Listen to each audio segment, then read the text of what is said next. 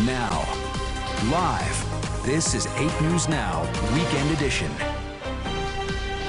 Get under the table, get under the table. Oh my God. Oh my God. Oh my God. Oh my God. Oh my God. A powerful 7.1 earthquake rocked Southern California last night. It hit in Ridgecrest, just west of Bakersfield, but its impact was felt for hundreds of miles. This here's what happened at the state line in Prim. Someone caught a glimpse of that huge roller coaster at Buffalo Bill's swaying. This is terrifying. There were cars on it at the time, but it's not clear if anyone was in them.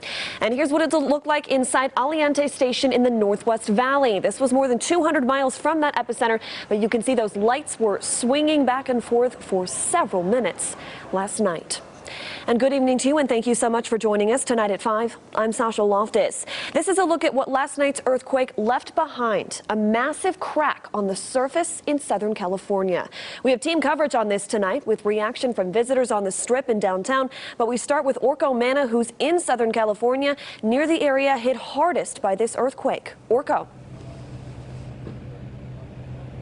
Good evening, Sasha. We are here in Ridgecrest, California, right near the epicenter of last night's 7.1 magnitude earthquake. And we got here just a couple of hours ago, and I can tell you the atmosphere here is a little bit chaotic, but thankfully there is some help. Right now, I'm standing in front of the community center here, which is right next to the police department. And tonight it's serving as sort of a disaster relief center. Now take a look at this video. This is video from inside. The Red Cross has been extremely busy the past couple of days assisting the people who live out here in Ridgecrest. They actually set up this center after the 6.4 magnitude earthquake that hit on the 4th of July. But they really started to see things pick up last night and today, again after last night's 7.1 magnitude earthquake. One volunteer tells me they currently have about 370 people registered to receive services, but only about 80 of them stayed overnight last night. They are providing shelter and cots for people who need a place to sleep. They're also giving out water, meals, and comfort kits, just really whatever is needed. And we actually spoke to a local woman who is using these resources at the community center. She lives in a mobile home here in Ridgecrest, and here's how she described last night's event. I was sitting at home, just woke up from a nap, and the next thing I know, the whole place just started rocking and swaying. Things are falling off the walls, out of my shelves, out of my cupboards. And I could barely get up to walk out the door.